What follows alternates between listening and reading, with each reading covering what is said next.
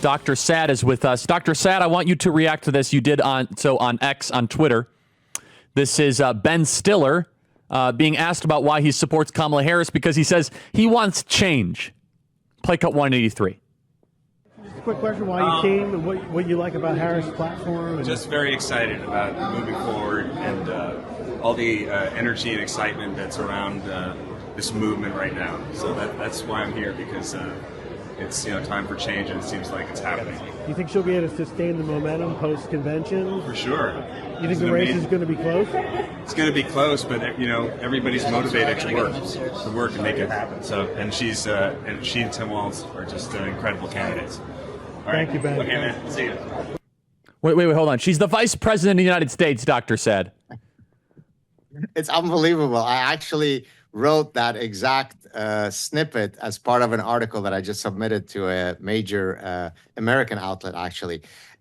So notice how he said energy and excitement, which speaks to my earlier point in the first segment, right? Activate your affective system, happiness, joy, excitement, fun. We're not weird, right? There's zero substance. Let me draw an analogy with a phenomenon that at first might seem to be completely unrelated, but I'll tie it back together. So in Lebanese culture, there is this process whereby you take the residue of the Turkish coffee and you flip the coffee mug, and then it creates certain patterns. And then someone will come over to your house, a fortune teller, to read your future, right? Well, my paternal aunt was supposedly a fortune teller. And when she'd come over, she'd start telling you things like, oh, I see in your future there will be happiness. I see that in your future there'll be joy. So how is she able to get away with this? Because her enemy is specificity, right? She doesn't predict that in 3 months you're going to be moving to Atlanta and get an 8% increase in your salary. She just hits you with anything that can be fitted to your reality in any possible way. That's exactly what Kamala Harris does. I see a future vision for who we will be, right? So all that Kamala Harris is my paternal aunt that was reading the coffee stain leaves in Beirut, Lebanon in 1967. That's right. And there's no specificity. It's nothing but abstractions. And so for Ben Stiller to say something like this, I mean, I don't think Ben Stiller is exactly bright, but it shows that the mind virus can be so powerful they can convince themselves that you must vote for change while voting for the status quo.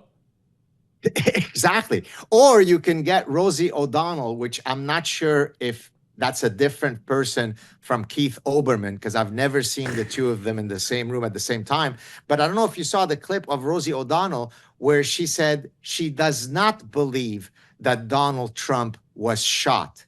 So imagine the conspiratorial, parasitized mindset where you have the actual footage of the attempted assassination, but that must have been some big conspiratorial plot to garner sympathy for Donald Trump. It's simply unbelievable, Charlie. What upsets me the most, though, is that this kind of imbecility is not reserved only for, the great unwashed who otherwise are not educated. To the contrary, some of the folks who engage in this kind of denial of reality, they're called professors and doctors. Yeah, they should be, right? I mean, they should be. So I want to play this piece of tape here that we have that you've reacted to. I don't know if we have time for this one, but one of your tweets here was in response to an account about what's happening in the United Kingdom. We have about a minute remaining. Can you tease our audience about your analysis of what's been happening in Britain, especially these last couple of months?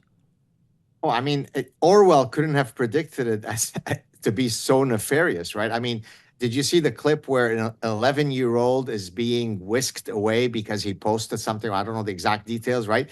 People are getting put in prison for 2 years, whereas child groom gang rapists are being let go because to arrest them would be Islamophobic. It is simply dystopian what is going on in Britain.